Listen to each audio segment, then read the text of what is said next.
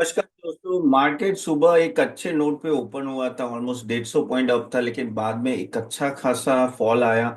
And में 260 points Nifty down था। और ओवरऑल मार्केट में 25,000 के लेवल पे ना एक तरह से प्रॉफिट बुकिंग बहुत आ रही है, दिख रहा है। एफआईआई के जो फ्लो हो रहा है वो भी धीरे धीरे स्लो हो रहा है। दैट शोज के यहाँ कहीं ना कहीं कहते हैं ना कि 25,000 के लेवल पे ऐसा लग रहा है कि एक अच्छा खासा रेजिस्टेंस आ रहा है। और उसके रीजन वही है कि देखो 26,300 अपना ऑल टाइम हाई है, तो अब 25,000 पे यानी कुछ ना कुछ कह सकते हैं कि प्रॉफिट बुकिंग इस लेवल पे हो रहा है, क्योंकि ऑल टाइम हाई टच करने जैसा अभी माहौल नहीं है। अर्निंग सीजन ऑफ कोर्स ठीक ठाक रही है, लेकिन उतनी भी ठीक ठाक नहीं रही कि कह सकते हैं कि ऑल टाइम हाई टच करे, और वो चीज ही मार्केट को नीचे लाए। प्लस जो एफआई है, एफआई ने एक अच्छी खासी बाइंग की, काफी 1-2 महीने से। हाँ, बीच बीच में उन्होंने सेल भी किया है, लेकिन जिस तरह से यूएस मार्केट ऊपर आना है, तो वहां भी यूएसडी इंडेक्स ऊपर आ गया 101 के आसपास। ऑफ कोर्स क्रूड ऑयल 65 के आसपास है, लेकिन कभी ना कभी क्या होता है कि अगर यूएस में तेजी रहती है तो थोड़ा एफआई प्रॉफिट बुकिंग करते हैं, तो भी एफआई ऐसा नहीं कि भाई रिटर्न हो गए, वो आ रहे स्लोली एंड ग्रेजुअली आ रहे, लेकिन एक तरह से प्रॉफिट बुकिंग मार्केट में दिखे, तो ये चीज आपको ध्यान में रखना है। प्लस अर्निंग सीजन जो आया वो ठीक ठाक था, लेकिन अर्निंग सीजन ऐसा भी नहीं था कि हम लोग ऑल टाइम हाई टच करें। इसलिए आप देखो कि 25,000 के लेवल पे एक साइकोलॉजिकल कह सकते हैं कि प्रॉफिट बुकिंग आ रहा है यहाँ से। और ओवरऑल हम लोग वापिस वही घूम फिर के, जो बीच में हम लोग ने वॉर में सोचा था कि वॉर का ट्रैकिंग करे वो सब, लेकिन अभी हम लोग घूम फिर के वापिस यूएस को फॉलो करने लगे। और क्या वर्ल्ड ओवर मार्केट है, तो मार्केट ओवरऑल एशियन मार्केट थोड़ा वीक था, तो उसका भी इम्पेक्ट आया आज। प्लस जो एफआई आउटफ्लो आया उसका स्लोली एंड ग्रेजुअली कुछ कुछ स्टॉक्स पे डायरेक्ट इम्पैक्ट है, लेकिन हाँ, लार्ज कैप पे आज अगर आप देखो ना, बहुत अच्छा खासा सेलिंग प्रेशर लार्ज कैप में भी दिख रहा था। So as a investor no, आपको ये चीज ध्यान में रखना है कि थोड़ा आप केयरफुली इन्वेस्ट कीजिए, वैल्यूएशन देख के कीजिए। आंख बंद करके करने की जरूरत नहीं। काफी क्वेश्चंस आए थे मुझे डिफेंस स्टॉक्स के बारे में, जो हमने लास्ट वीक वीडियो पब्लिश किया था डिफेंस के बारे में। उसके बाद काम बहुत अच्छी खासी लास्ट वीक तेजी भी आई, तो वो आपने उसको बेनिफिट लिया होगा। मैंने 2 वीडियो बनाए थे डिफेंस पे। अच्छा, बाय द वे, कल शाम को 8 बजे अपना एक सेशन है जहां मैं और बात करूंगा अर्निंग सीजन के बारे में, तो जरूर अटेंड कीजिएगा। मैंने लिंक दी है, जूम मीटिंग होगी लाइव, जहां आप क्वेश्चंस भी पूछ सकते हो। तो ओवरऑल अगर आप डिफेंस स्टॉक की बात करें, तो ऑफ कोर्स वैल्यूएशन बढ़ गया है, और पिछले कुछ दिनों में बहुत बढ़ रही है स्टॉक्स। ओके।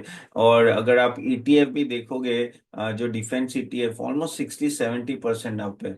सभी बड़े बड़े स्टॉक है, HL, BEL, और उनके रिजल्ट भी ठीक ठाक आए हैं। इवन अगर आप लोग डेटा पैटर्न देख लो, पारस डिफेंस देख लो, इवन जो ड्रोन के होते द्रोणाचार्य है या आइडिया फोर्ज है, ये सब में अच्छी खासी तेजी दिख रही है। इवन मैजेगॉन अच्छा कर रहा है, लेकिन बस वही है कि आपको जरूरत नहीं कि आप ऑल इन चले जाओ, लेकिन एक एसआईपी की मोड पे आप इन्वेस्ट कर सकते हो, जो मैंने लास्ट टाइम भी बोला था। क्योंकि अगर आप देखो 2 दिन से वापस स्टॉक करेक्ट हो रहे हैं। कल बीएल का रिजल्ट आया, बहुत ही अच्छा आया था, रिजल्ट तो अच्छा ही आया था, कोई डाउट नहीं था। लेकिन वो ये कि जब बहुत बढ़ जाता है तो थोड़ी प्रॉफिट बुकिंग आ जाती है।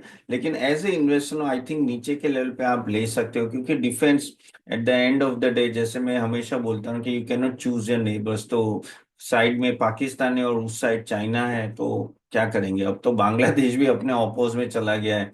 तो इन सब देशों में ऐसा अपनी कोई दोस्ती यारी तो इतनी खास है नहीं, तो we have to be prepared. और एक जिस तरह से नो, इस बार जो मोदी जी ने टारगेट भी दिया है कि भाई, कि यानी बोला भी है कि एक छोटा भी अटैक आएगा यहाँ इन पाकिस्तान का, तो उसको एक्ट ऑफ वॉर ही गिना जाएगा।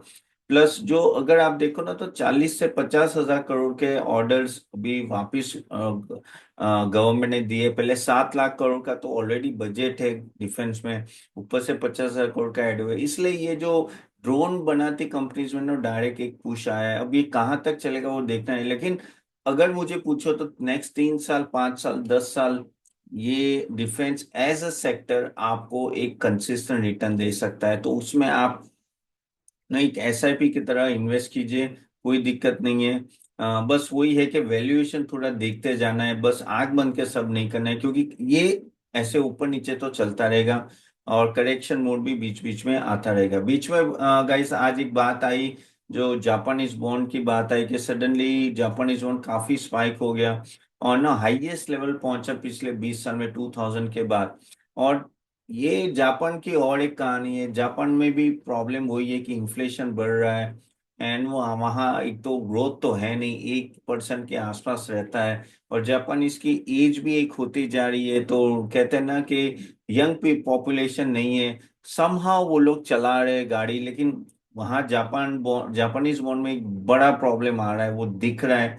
इवन अगर आप काफी हद तक हम लोग बात करते हैं ना कि यूएस और चाइना का ट्रेड, लेकिन अभी देखना पड़ेगा कि 90 डेज में सही में कोई डील हो रही है कि नहीं हो रही है। पहले भी हुआ था, लास्ट टाइम जब ट्रम्प थे तभी भी बात हुई थी, उन्होंने 90 डेज की विंडो दी थी, फर्स्ट फर्स्ट टर्म की बात करो, और 90 डेज में कुछ हुआ नहीं था। फिर वापिस नो ये टैरिफ वॉर चालू हो गया, तो अभी ये देखना पड़ेगा 90 डेज में क्या करते हैं। जबकि इंडिया और यूएस के ट्रेड की बात करें तो भाई पीयूष गोयल साहब वापिस 4 दिन के लिए यूएस गए, होपफुली कुछ ना कुछ डील होगी, ऐसा लग रहा है, ऐसे आशा रख सकते हैं। और अगर यूएस और इंडिया का ट्रेड डील होता है ना, तो वो एक बड़ा ट्रिगर हो सकता है, एक एक ट्रिगर, यानी कह सकते हैं चलो वो एक बड़ी चीज खत्म हो गई। हाँ, वो 0 to 0 टैरिफ की बातें कर रहे, तो होपफुली ऐसा ही होगा, जहां हम लोग भी यूएस के गुड्स पे 0 टैरिफ लगाएंगे, वो भी हमारे गुड्स पे 0 लगेंगे, लेकिन हर जगह नहीं होगा, कुछ कुछ जगह पे आई थिंक। एग्रीकल्चर सेक्टर में वो 0 to 0 नहीं लगाएंगे इंडिया, क्योंकि अगर वो 0 लगाएंगे तो हमारी डेयरी इंडस्ट्री हो या फूड प्रोसेसिंग, वो लिटरली प्रॉब्लम में आ जाएगी। अगर आप देखो तो 30% टैरिफ हम लोग लगा रहे हैं इन सब पे, क्योंकि नेदरलैंड और वो सब तो है ना जबरदस्त है डेयरी प्रोडक्ट्स में ना, वो तो यानी बॉम्बार्ड कर देंगे अगर आगे जाके हम लोग 0 to 0 हर जगह हर कंट्री के साथ रखने लगे। इस खास करके एग्रीकल्चर सेक्टर, 70 करोड़ लोग अपने उस पर डिपेंडेंट है, तो वहां नहीं होगा, लेकिन बाकी सब ऑटोमोबाइल्स में हो या फार्मा में हो या बाकी सब एरियाज सेक्टर्स में हो सकता है 0 to 0 टैरिफ के बारे में। अगेन देखो, ये ग्लोबल ट्रेड वॉर ऐसा है ना कि ये टाइम लगेगा, ऐसा नहीं कि भाई अभी के अभी खत्म हो जाएगा। ये नेगोशिएशन चलता रहेगा। और अभी बीच में बात हुई कि वापस यूएस सोच रहा है कि कुछ कुछ कंट्रीज में ना वो वापस टैरिफ बढ़ाना चाहते हैं ऑल दे, तो ये ट्रम्प है यार, कुछ ना कुछ करता रहेगा। अभी ट्रम्प साहब तो क्रेडिट लेने में लगे हुए, अभी कल ही आपने ट्वीट देखा होगा कि भाई उन्होंने रशिया और यूक्रेन में बोल दिया कि भाई अभी ये दोनों बात करेंगे और समझौता बहुत जल्दी होगा। इंडिया और पाकिस्तान में तो पूरा क्रेडिट वही लेने जा रहे थे, ले गए एक्चुअली, जबकि बायलेटरल एग्रीमेंट था, लेकिन पाकिस्तान भी उसको क्रेडिट दे रहा है कि भाई यूएस की वजह से है। तो अब वो है ना प्यादे है पाकिस्तान ऑल दैट।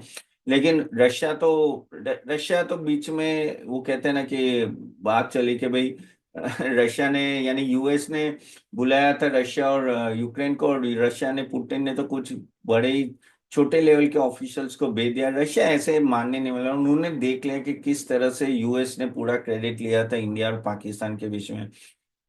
देखना रहेगा क्या होगा। लेकिन ट्रम्प कर रहे हैं, कुछ ना कुछ करते रहते हैं, सबसे बात करते रहते हैं, अभी वो मिडल ईस्ट जाके भी आए, तो चलो कुछ तो कर रहे हैं पहले तो। और आगे के नेता तो कुछ करते हैं, वो बिडेन तो कुछ कर ही नहीं रहा था, बट यस ओवरऑल ट्रम्प साहब पूरा क्रेडिट लेने में वो लगे हुए हैं कि भाई रशिया और यूक्रेन मैंने ही सॉल्व किया है। लेकिन अगर रशिया यूक्रेन सॉल्व होता है तो एक बड़ा फैक्टर हो सकता है, क्योंकि उससे क्रूड ऑयल वापस नीचे रहेगा, जो अपने लिए अच्छा है। ओके, एंड जितना जियो पॉलिटिकल इशू कम हो उतना अच्छा है। इसराइल हमास का भी अभी तो ऑलमोस्ट थोड़ा ठंडा हो गया, इंडिया पाकिस्तान तो पूरा ठंडा ही हो गया है। इंडिया पाकिस्तान का इतना जल्दी ठंडे होने का कारण यही था कि न्यूक्लियर वॉर की जो सिचुएशन लग रही थी, उसके वजह से। अब पता नहीं, हमारे मिसाइल्स उनके साइट के आसपास गिरे थे और वो हुआ। अब क्या अंदर की स्टोरी है वो किसी को पता नहीं है, लेकिन हाँ that was one of the factor. जबकि यहाँ रशिया के पास न्यूक्लियर बॉम्ब्स है, यूक्रेन के पास नहीं है, तो इसलिए ये लंबा चला है। जो जिससे भी दो कंट्री के पास अगर न्यूक्लियर बॉम्ब्स होंगे वो बहुत ज्यादा चल नहीं सकती है। डर यही होता है, किसी ने भी आक्रोश में आके एक बटन दबा दिया, नॉर्मली तो दबेगा नहीं, लेकिन दबा दिया तो करोगे क्या आप? तो उसी वजह से एक प्रेशर आ जाता है, और वो पता है था इंडिया पाकिस्तान में, तो उसी टाइम पे मैंने आपको याद हो थर्सडे फ्राइडे बोला कि ये वीकेंड में खत्म ही हो जाएगा, क्योंकि वही ना कि न्यूक्लियर बॉम्ब का सबसे बड़ा थ्रेट रहता है। और दूसरी एक बात जो वीकेंड में ये हुई थी कि भाई मूडीज ने यूएस का डेट रेटिंग कम किया, ट्रिपल ए से डबल ए पे चले गए। लेकिन ये पहली बार नहीं हुआ, ये एसएनपी ने तो ऑलरेडी 10 साल पहले कर दिया था, इवन फिच ने भी कर दिया था, अभी मूडीज कर रहा है। लेकिन उससे खास फर्क नहीं पड़ता है। क्यों फर्क नहीं पड़ता है? क्योंकि अब डेट है, डेट तो धीरे धीरे कम होगा ना भाई, रातों रात तो कम होने नहीं वाला है कि ऐसे किया और कम हो गया। और ये सबको पता है, ऐसा नहीं कि सबको पता नहीं है। लेकिन वो ये रेटिंग एजेंसी बहुत स्लो होते हैं, जब पूरे खाया खेल खत्म हो जाता है तब आके वो रेटिंग डाउनग्रेड करते हैं। आपने कितनी बार देख रहा हो, इकरा हो या क्रिसिल हो, हमारे वो जेंसोल का ही केस देख लो। जेंसोल का जब डिफॉल्ट हुआ, बाद में वो आके बोल रहे कि भाई नहीं नहीं हम तो रेटिंग कम कर, अरे भाई ये पहले करना चाहिए था ना, तो आपको पहले नहीं पता है। अब फिर बाद में उन्होंने केस फाइल किया कि भाई जेंसोल ने तो गलत डॉक्यूमेंट्स सबमिट किए, ये है वो है। अब वही होता है ना कि आप किस पे भरोसा करोगे? अगर आपकी रेटिंग एजेंसी ही सही रेटिंग नहीं देगी तो किस पे हो? अब आप पोस्टमार्टम, ये ऐसी बात हो गई चोरी हो गई और बाद में पुलिस आ रही है तो क्या फायदा है? तो वही हो रहा है। मूडीज अब जाके रेटिंग नीचे कर रहा है, तो उसमें पता नहीं अभी इसका देखो इम्पैक्ट तो आता है, लेकिन मेरे हिसाब से इतना बड़ा इम्पैक्ट नहीं आता है। और कल का आप देखोगे ना मार्केट, तो यूएस मार्केट में इतना कुछ, हाँ थोड़ा फर्क पड़ा था, पर लेकिन ऐसा नहीं कि भाई बहुत बड़ा प्रॉब्लम हो गया and all that. So one has to keep in eye कि देखना तो चाहिए कि कब लाते हैं। और मेरे हिसाब से रेटिंग एजेंसी बहुत स्लो होते हैं ये सब करने में, तो उसके वजह से इम्पैक्ट ज्यादा दिखता नहीं है। और लेकिन एक एक नया इशू आ गया है और नया थ्रेट आ गया है, वो है कोविड का। कोविड सर्ज वापिस हो गया। अगर हम लोग देखें तो 240 केस इंडिया में आ गए, हांगकांग में, और आई थिंक मलेशिया, और वहाँ काफी बढ़ गए केसेस। तो वो एक प्रॉब्लम है कि अगर ये केसेस बढ़ेंगे, लेकिन देखो जो जितना मैंने पढ़ा है कि इस बार जो कोविड केसेस जो है ना वो इतने क्योंकि जिन उन्होंने बोला, यानी मेडिकल अथॉरिटी ने बोला कि जिन्होंने भी ये लिया हुआ है वैक्सीनेशन उनको ज्यादा इम्पैक्ट नहीं आएगा। होपफुली एक छोटा ट्रेड होगा और चला जाएगा। उसको 200-300 केस हो गए हैं, लेकिन कंट्री बड़ी है, थोड़ा वो टेंशन रहता है। लेकिन होपफुली इस बार इतना बड़ा नहीं होगा, क्योंकि हाँ न्यूज में सुनाई दे रहा है, लेकिन इतने इस लेवल पे भी नहीं जितना वो टेंशन लास्ट टाइम था। क्योंकि आई थिंक इस टाइम का जो है ना वो क्योरेबल है और थोड़ा इतना इम्पैक्टफुल नहीं है जितना पहले था। लेकिन और वापस वही हांगकांग और वहीं से आ रहा है, पता नहीं सब कुछ वही चाइना से ही आ जाता है बार बार। पता नहीं चाइना क्या करते हैं अपने लेबोरेटरी में ऑल एंड, इसलिए बोलता हूँ ना कि भाई हमारा डिफेंस क्यों चलेगा यार, क्योंकि ये कंट्रीज ये आजू बाजू ऐसे ना टोटली अनरिलायबल है। और खास करके चाइना, चाइना ने ही, यानी अभी कह सकते हैं, मुझे तो गारंटी लगती है कि चाइना ने ही ये साला ये इंडिया और पाकिस्तान के बीच में जो करवाया है, जस्ट उनको ध्यान भटकाना था इंडिया का, क्योंकि हम लोग वॉर में फिक्स हो जाए और फिर वहां वो यूएस के साथ ट्रेड डील करने लगे। वो कॉन्स्पिरेसी थियरी चलती रहती है, और चाइना इसमें माहिर है, उसमें कोई डाउट नहीं है। बट एनीवेज क्या कर सकते हैं, उसको बदल तो नहीं सकते। बट चाइना नहीं चाहता है, ऑनेस्टली चाइना नहीं चाहता है कि हम किसी भी लेवल पे उनके आसपास रहे। देखो हम लोग बहुत पीछे, वी आर $3.5 ट्रिलियन इकोनॉमी, वो $18 ट्रिलियन इकोनॉमी, यानी कह सकते हैं कि 6 टाइम्स बड़े हैं। उनकी टेक्नोलॉजी बहुत ही आगे, अपने से बहुत ही आगे, यूएस को टक्कर दे रही है। हर ट्रेड ट्रेड लेवल पे भी बहुत आगे है। लेकिन वो अपने को थोड़ा भी ऊंचा आने नहीं देते, क्योंकि उनको बस वही होता है कि भाई एशिया में तो मैं ही सुपर पावर रहूंगा। और वो पहले भी बोला था, अगर आप वहां के प्रीडेसर की देखो ना, उनका जो किंग था पहले, उन्होंने भी बोला था कि China will remain number 1 in Asia always. तो अब वही पॉलिसी वो लोग फॉलो करते हैं हमेशा, और उसके लिए जो भी बीच में आता है दे लिटरली क्रश इट। तो अभी ये सब तो हम लोग को पता नहीं चलेगा अभी क्या हुआ है, but yes this is the thing you have to keep in. Overall market देखो, मुझे ऐसा लग रहा है कि यहाँ आसपास घूमेगा, कंसोलिडेट करेगा। आगे जाके देखना पड़ेगा, कोई बड़ा ट्रिगर है तब जाके बढ़ेगा, नहीं तो यहाँ हर एक लेवल पे 25,000 पे प्रॉफिट बुकिंग दिख रही है। एफआई का फ्लो अगर अच्छा रहा तो ही अपने को हेल्प करेगा यहाँ से ब्रेक करने का, तो उस तरह से। लेकिन at a lower level one should buy, उसमें कोई डाउट नहीं है। चलिए यहाँ तक रखते, होप आपको ये वीडियो अच्छा लगा तो do like it and share it. कल सेशन जरूर अटेंड करना लाइव। और आप लोगों ने जो भी मुझे क्वेश्चंस पूछे कमेंट में, मैंने सबके आंसर दे, तो अगर आपके नए क्वेश्चन डाल दीजिएगा कमेंट बॉक्स में जरूर। So thank you very much, see you then. Bye.